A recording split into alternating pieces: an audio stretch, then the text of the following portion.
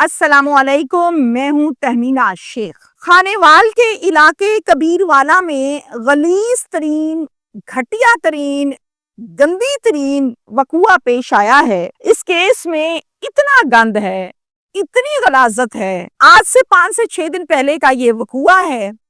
یہ خبر سکرول کرتے کرتے میرے پاس پہنچی، میں نے اس کی ڈیٹیلز دیکھی اور ڈیٹیلز دیکھنے کے بعد آپ یقین کریں میں نے یہ سوچا کہ میں اتنی غلاظت کس طرح عوام کے سامنے رکھوں، میں کیسے رشتوں کا تقدس پامال کروں، میں کیسے اس رشتے کا نام لے کے بیان کروں کہ ایسا باپ کر سکتا ہے۔ تو میرے ضمیر نے، میری زبان نے، میری باڈی لینگویج نے میرا ساتھ نہ دیا۔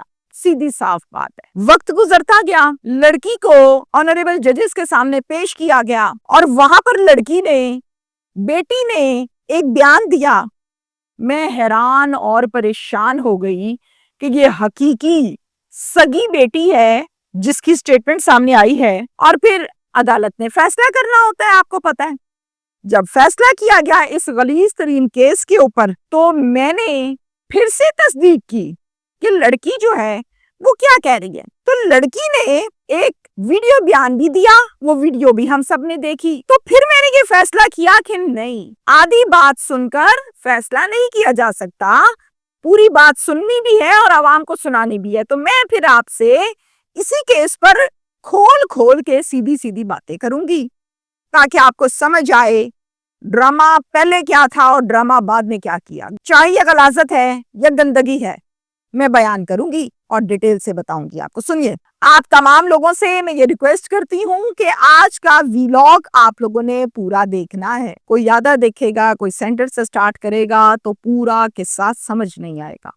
جنہوں نے پورا ویلاگ دیکھا ان کو سمجھ آئے گا کہ شروع میں کیا ڈرامہ لگا، اینڈ پر کیا ہوا، حقیقت کیا ہے۔ تو آپ تمام لوگوں نے اس ویلاگ کو پورا دیکھنا ہے۔ خانیوال میں یہ افسوسناک واقعہ پیش آیا ہے۔ خانیوال کا علاقہ ہے کبیر والا، جہاں پر یہ وقوعہ پیش آیا۔ گھر کے سربراہ ہے جی عمران عرف مدنی، اور ان کی اہلیہ کا نام ہے شگفتہ بی بی۔ ایک بیٹی ہے، بڑے پیارے نام والی بچی ہے، بڑا پیارا نام رکھا ہے اس کا، مقیہ۔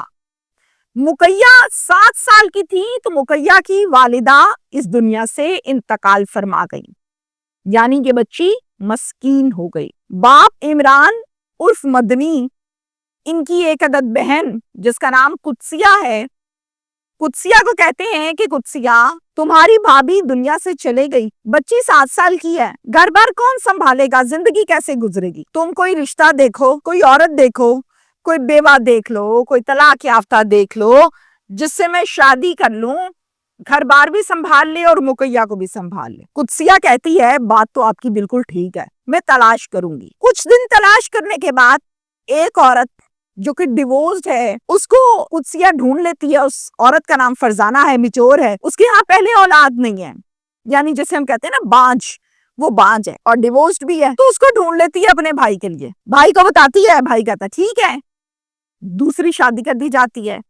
اب فرزانہ بیوی بن گئی عمران عرف مدنی کی۔ عمران عرف مدنی کیریکٹر کا خراب آدمی ہے۔ کیسے؟ سن لیجئے۔ دوسری بیوی کو ہر ٹائم مارتا ہے، پیٹتا ہے، گالیاں دیتا ہے، دھکے دیتا ہے، پورا محلہ سنتا ہے۔ اس کے ساتھ ساتھ نشے کی لعنت میں بھی مبتلا ہے، اس کو لت لگی ہوئی ہے نشے کی، اور ہر نشئی یہی حرکتیں کرتا ہے۔ اس وجہ سے مار کھا کھا کے، گالیاں سن سن کے، دھکے کھا کھا کے، ذلیل ہو کے فرزانہ نے کہا کہ میری ہو گئی بس، اب میں اس سے خلا لوں گی، اور پھر عدالت سے اس نے خلا لے لی اور سیپریٹ ہو گئی۔ عمران عرف مدنی ایک مرتبہ پھر سے اکیلا ہو گیا۔ گھر کے اندر اب کون رہ گیا؟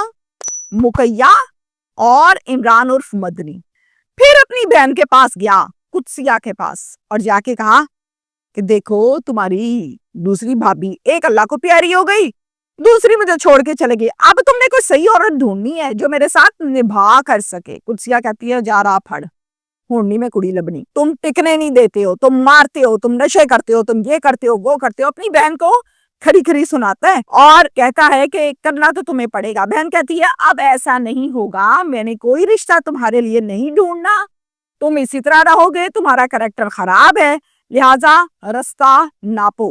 گھر پر مقیہ ہے، باپ ہے اور زندگی جو چل رہی ہے، حالات و واقعات وہ میں نے آپ کو بتائے ہیں۔ اس ٹائم مقیہ کی عمر 18 سال لگ بھگ ہو چکی۔ 9 اپریل کو شام 7 بجے مقیہ پولیس اسٹیشن سٹی کبیر والا گئی اور جا کر کہتی ہے ایس ایچ او کا کمرہ کون سا ہے؟ بڑے دھیان سے سننا ہے آپ نے۔ وہاں پر کھڑے کانسٹیبل بتاتے ہیں وہ ایس ایچ او کا کمرہ ہے۔ B B S H O کے کمرے میں چلے گی، بیٹھ گئی جا کے کرسی پہ، کہتی ہے ایس ایچ او صاحب میری ماں فوت ہو گئی ہے۔ ایس ایچ او کہتا ہے اللہ جنت نصیب فرمائے۔ پھر کہتی ہے میرا والد حیات ہے۔ ایس ایچ او کہتا ہے اللہ سایہ سلامت رکھے۔ پھر کہتی ہے ایس ایچ او صاحب میرے باپ نے دوسری شادی کر لی اور پھر میری دوسری ماں کو اتنا مارا کہ میری ماں تنگ آ کے چلے گئی اور خلا لے لی۔ ایس ایچ او صاحب کہتے ہیں ہم کیا کریں اس میں؟ کہتی ہے میری بات تو سنیں۔ پھر مقیہ کہتی ہے ایس ایچ او صاحب میرے باپ کے پاس کوئی عورت نہیں تھی، صرف میں اس کی حقیقی بیٹی ہوں، سگی بیٹی ہوں۔ میں گھر پر ہوتی تھی، میرا ابا ہوتا تھا۔ تھوڑی پنجابی سپیکنگ ہے۔ تو ابا جی نے کیا کیا؟ میرے باپ نے کیا کیا؟ میرے باپ نے میرے ساتھ زبردستی زیادتی کی ہے۔ سچو غور سے دیکھنے لگا، میں سچ کہہ رہی ہوں، ایک دفعہ نہیں کی، پچھلے کئی مہینوں سے یہی کام میرے ساتھ لگاتار کر رہا ہے۔ میں نے بڑا منع کیا ہے، باز نہیں آتا۔ اس کی زیادتی کرنے کی وجہ سے میں پریگننٹ ہو گئی۔ پھر میرے باپ نے کیا کیا؟ میرے باپ نے مجھے گولیاں لا کے دی اور مجھے کہا کھا اس کو میرے سامنے۔ پھر مجھے زبردستی کھلائی اور مارا۔ وہ 1.5 مہینے کی پریگننسی تھی میری، حمل ضائع ہو گیا۔ اب میری ہو گئی ہے بس۔ ایس ایچ او صاحب میری جان چھڑوا دیں، ساتھ ہاتھ بھی جوڑا ہوا ہے بی بی نے، میری جان چھڑا دو، میری بس ہو گئی ہے، میں اب استعمال نہیں ہو سکتی مزید، اس کو پکڑو، اس کو بند کرو، قانونی کارروائی کرو، میں اس لیے آپ کے پاس آئی ہوں۔ ایس ایچ او کہتا ہے بی بی میں آپ کی بات سن کر بڑا حیران ہوا ہوں، لیکن غلط ہوا، ہم آپ کے ساتھ ہیں، قانونی کارروائی کریں گے ہم، آپ ایسا کریں ایک درخواست لکھ کر دے دیں۔ تو پھر ایک ایف آئی آر درج کی گئی باپ کے خلاف زنا بالجبر کی، زیادتی کی، جس میں ملزم تھا حقیقی باپ اور مدعیہ تھی حقیقی بیٹی، سگی بیٹی مقیہ 18 سال کی۔ پولیس نے فوراً کام کیا اور 24 گھنٹوں کے اندر ملزم حقیقی باپ کو سلاخوں کے پیچھے لا کے بند کر دیا۔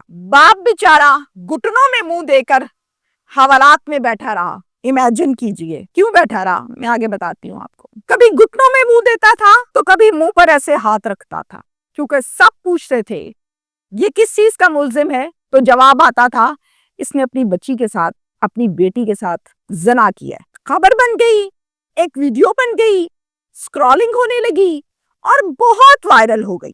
باپ کی جتنی تذلیل اس معاشرے میں ہو سکتی تھی وہ ہوئی۔ آگے چلتے ہیں، اب میں آپ کو بتاتی ہوں کہ آج سے ٹھیک 2 دن پہلے بیٹی کو پیش کیا جاتا ہے آنریبل ججز کے سامنے، آنریبل کورٹس میں، چونکہ باپ کی ہیئرنگ کی تاریخ تھی، پیشی جسے کہتے ہیں۔ ایک کٹہرے میں باپ یوں کھڑا ہے، رو رو کے آنکھیں سوجی، برے حالات، اور سامنے کھڑی ہے وہ مظلوم بیٹی جس کو عدالت سے انصاف چاہیے۔ اب آپ بھی یہ سوچ رہے ہیں، اور جب تک مجھے حقیقت نہیں معلوم تھی میں بھی یہ سوچ رہی تھی، اور یہی سچویشن کے مطابق بنتا ہے کہ بیٹی رو رو کے بتا رہی ہوگی جج کو کہ باپ نے میرے ساتھ زیادتی کر دی ہے، مجھے مارا ہے، مجھے پیٹا ہے، مجھے پریگننٹ کر دیا، پھر گولیاں کھلائیں، پھر دھکے دیے، پھر ظلم کیا۔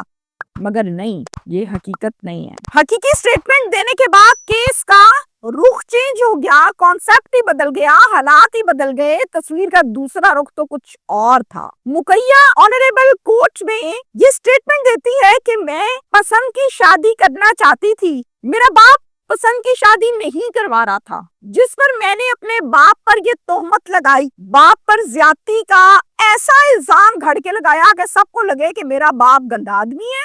میں اعتراف کرتی ہوں ایسا کچھ نہیں ہوا جو جھوٹ میں نے بولا، میرے ساتھ میرے باپ نے کوئی زیادتی نہیں کی، مجھے کوئی حمل نہیں ہوا، میرا کوئی حمل ضائع نہیں ہوا، میں اب درخواست کرتی ہوں کہ میرے باپ کو چھوڑ دیا جائے۔ اس بیان کے بعد عدالت، تفتیشی سب کے سب حیران اور پریشان ہو گئے۔ عدالت سوال کرتی ہے کہ بی بی کسی کے پریشر میں آ کے بیان دے رہی ہو؟